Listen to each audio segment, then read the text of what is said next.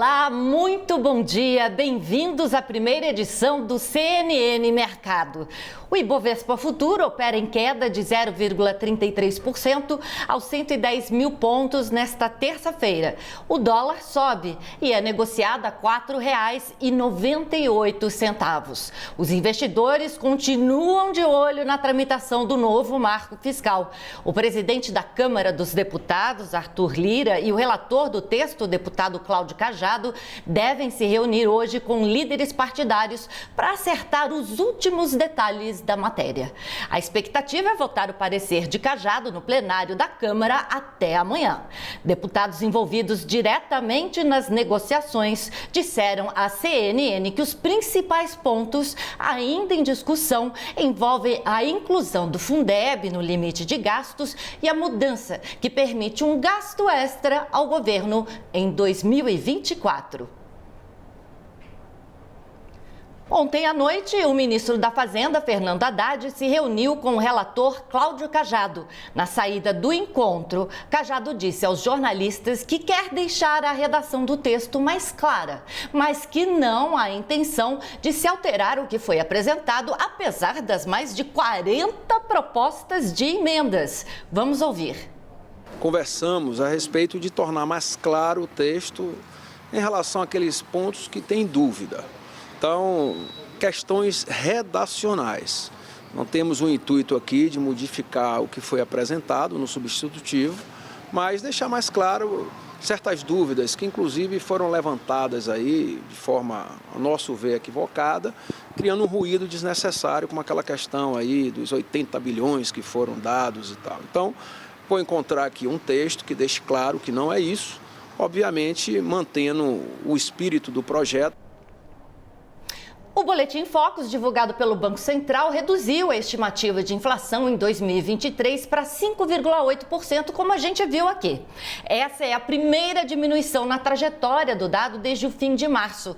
Para o comentarista em economia da CNN, Sérgio Vale, mesmo com a redução na expectativa da inflação, o índice ainda segue acima da meta. Na avaliação dele, a queda da taxa básica de juros só deve vir na reunião do Comitê de Política Monetária em setembro. De fato, a gente tem um cenário olhando para frente que a inflação esse ano está cedendo. Eu acho que a gente vai ter eventualmente até um número mais baixo do que 5,8%, está caminhando para até próximo de 5,5%.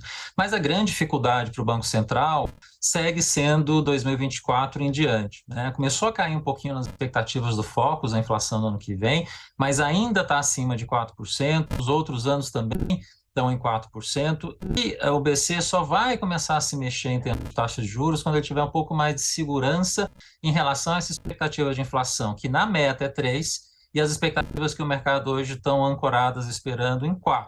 Roberto Campos falou hoje, de fato, não tem espaço para na esquina a gente começar a baixar juros. A inflação ainda tem algumas questões, por mais que transportes, por mais que alimentos ajudem nesse ano, ainda precisa acontecer algumas coisas para o BCE abrir essa possibilidade de queda de juros. Eu ainda continuo trabalhando com setembro.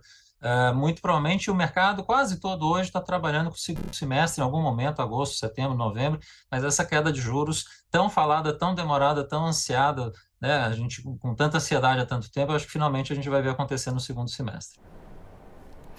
Agora a gente fala das bolsas internacionais. Em Nova York, os futuros americanos operam em queda. O mercado começa o dia ainda sem ver o acordo sobre o teto da dívida nos Estados Unidos. Antes da reunião com o presidente Joe Biden, o presidente da Câmara, Kevin McCarthy, disse que um acordo sairia entre a noite de ontem e hoje. A reunião terminou sem avanços. Um dos principais pontos de discordâncias entre republicanos e democratas é o corte nos gastos. O acordo precisa passar pelo Congresso até o dia 1º de junho, data limite dada pelo Tesouro americano.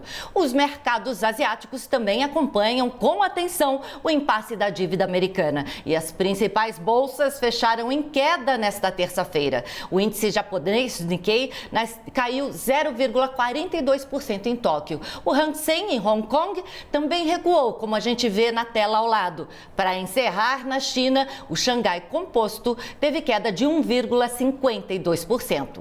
O CNN Mercado vai ficando por aqui. A Muriel Porfiro volta ao 12h25 com todas as atualizações do mercado de hoje.